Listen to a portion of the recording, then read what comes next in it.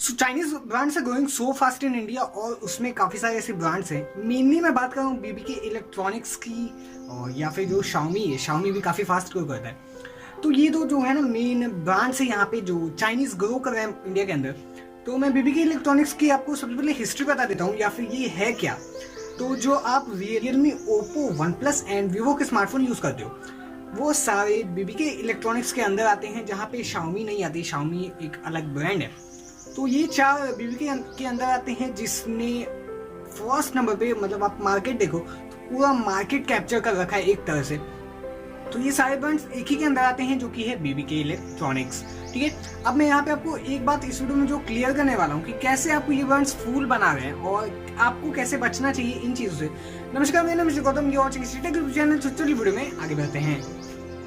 So first thing first, यहाँ पे मैं आपको दिखा देता हूँ। I have phone with me, जो कि ये है रेडमी का 9 प्राइम, गुड स्मार्टफोन।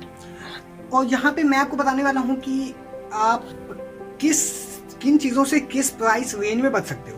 तो आप बजट रेंज में मैं बात करूँ तो आप G35, G25 और ऐसे जो प्रोसेसर है ना, इनसे ज़रूर बचना। और मैं ये नहीं कहूँगा सिर्फ यही कर रहे हैं, सैमसंग ने अपने ए सीरीज के जो नए स्मार्टफोन लॉन्च किए, A72 है और A50, आप G35, G25 इसको तो बिल्कुल इग्नोर ही कर देना। और यहाँ पे जो रियलमी ने C15 निकाला था क्वालकॉम एडिशन वाला, इसको भी इग्नोर करना, क्योंकि कोई खास वहाँ पे क्वालकॉम का प्रोसेसर नहीं आ रहा है। ऑलमोस्ट वो G35 ही है एक तरह से अगर देखो तो। बेसिकली जो है ना G सीरीज गेमिंग प्रोसेसर जैसा लॉन्च हुआ था Redmi Note 8 Pro में, जहाँ पे G90T आता था, तो लोगों के माइंड में एक ऐसे कंक्लूजन सा निकल के आता है कि जो G सीरीज के प्रोसेसर हैं वो परफॉर्मेंस बेस्ड ही होंगे। लेकिन अगर एक 2 GB रैम का स्मार्टफोन है जहाँ पे 16 GB की इंटरनल मेमोरी मिलती है और G25 आ रहा है, तो मुझे नहीं लगता वो आपको कहीं भी अच्छा ऑफर करेगा। Even the G70 have some lags in it, G80 have, मैंने आपको जो अभी स्मार्टफोन दिखा है रेडमी 9 प्राइम, यहाँ पे भी जो G80 है काफ़ी बार ऐसे ग्लिच आता है गेम के अंदर। अगर आप हाई सेटिंग से खेलो तो मैं ये नहीं कहूँगा गेम्स अच्छे से प्ले नहीं कर पाता, लेकिन ग्लिच आता है। तो आपको ध्यान देना है कि आप इस प्राइस में G35 और G25 इन दो प्रोसेसर्स को बिल्कुल इग्नोर ही कर दो। दूसरी बात यहाँ पे आती है कैमरा को लेके, तो मेगापिक्सल का गेम यहाँ पे काफ़ी ज़्यादा किया जा रहा है और मोटोरोला को तो मैं यहाँ पे टोटली ब्लेम करने वाला हूँ। मोटोरोला यहाँ पे 48 मेगापिक्सल, 64 मेगापिक्सल के सेंसर्स उस प्राइस रेंज में दिखा रहा है 10-11 हज़ार में, जहाँ पे we can't even expect a good 13 megapixel camera. तो ये बात काफ़ी इंटरेस्टिंग लगी मुझे।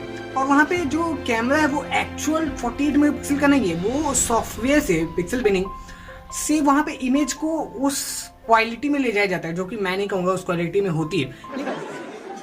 कोई सेंस है इस बात की? लेकिन ऐसा ब्रांड कहते हैं कि 48 मेगापिक्सल का इमेज वहाँ पे बनाया जाता है, और दो सेंसर वहाँ पे 48 MP का नहीं है, लेकिन इमेज को बनाया जाता है।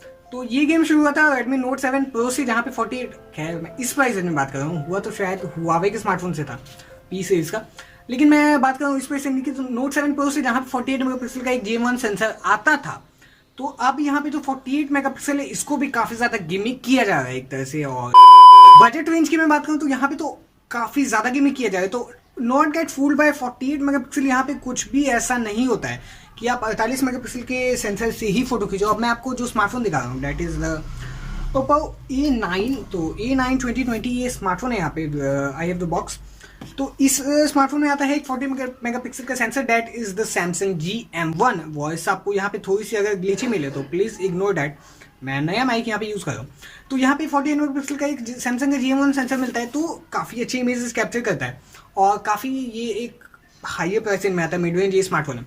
और अगर यही सेम सेंसर ये 10,000 के किसी स्मार्टफोन में देगा, ओप्पो देता नहीं है, देगा, तो वहाँ पे इमेज प्रोसेसिंग अलग होगी। प्रोसेसर से भी इमेज प्रोसेसिंग पे काफ़ी ज़्यादा फर्क पड़ता है, तो प्रोसेसिंग टोटली अलग होगी। वहाँ पे जो इमेज निकल के आएगी वो टोटली अलग होगी। वहाँ पे जो ऑप्टिमाइजेशन किया होगा कैमरा का वो टोटली अलग होगा। सो इसकी इमेज को आप उससे कंपेयर नहीं कर सकते। सो यहाँ पे एक तो ऐसे काफ़ी ज़्यादा गेमिंग बन गया है कि 48 मेगापिक्सल का सेंसर है तो फोटो की क्वालिटी बेटर होगी। सो यहाँ पे एक मिथ तो जरूरी बन गया है इंडियन मार्केट में कि जो 48 मेगापिक्सल के सेंसर होंगे उनसे फोटोज बेटर आएंगे as compare to the 30 megapixel and 12 megapixel sensor.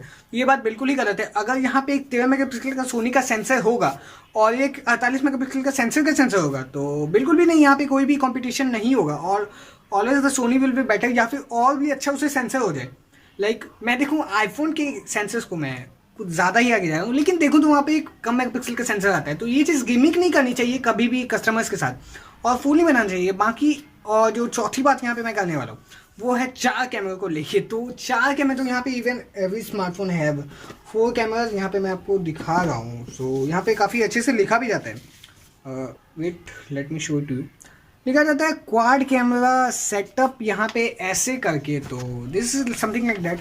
Sweating को प्लीज़ इग्नोर करना, यहाँ पे हो जाती है वीडियो बनाने। ओके, सो जो क्वाड कैमरा इसको भी दिखाया जाता है, और हाईलाइटिंग फीचर होता है ये क्वाड कैमरा के स्मार्टफोन में, क्योंकि लोगों को अगर 3 कैमरा दे दिया जाए जहाँ पे एक डेप्थ सेंसर ही हटा दो, ये भी हटा सकते हैं लेकिन मैक्रो सेंसर हटाया जाए, लेकिन अगर डेप्थ सेंसर हटा दो तो लोग उस स्मार्टफोन को इग्नोर करने लगते हैं, because they are getting 4 cameras in the same price range. तो I am not in support this thing. यहाँ पे आप कैमरा बेटर दो, नॉट कैमरा नंबर्स, और वहाँ पे कैमरा के सेंसर्स को भी नंबर मत दिया करो।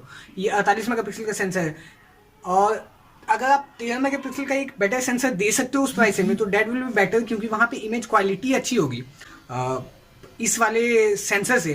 तो मुझे इमेज क्वालिटी बेटर चाहिए रेदर देन मेगापिक्सल। और ये भी काफ़ी सारे मैं रिव्यूअर्स को भी देखता हूँ कि वो इमेज को जूम करके दिखाते हैं। मुझे नहीं लगता रियल लाइफ में कोई भी इमेज को उतना जूम करके देखेगा, और देखा भी तो काफ़ी रेयर केसेस होंगे कि इमेज उतना कोई देखेगा, और वहाँ पे भी क्वालिटी रेड्यूस ही हो जाती है।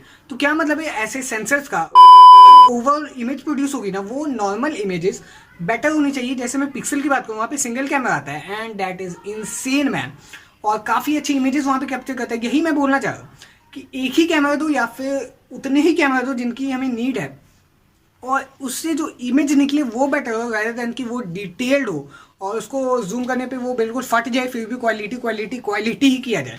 तो ये चीज़ मुझे बिल्कुल भी पसंद नहीं आती है। बाकी काफ़ी सारे और भी बातें हैं।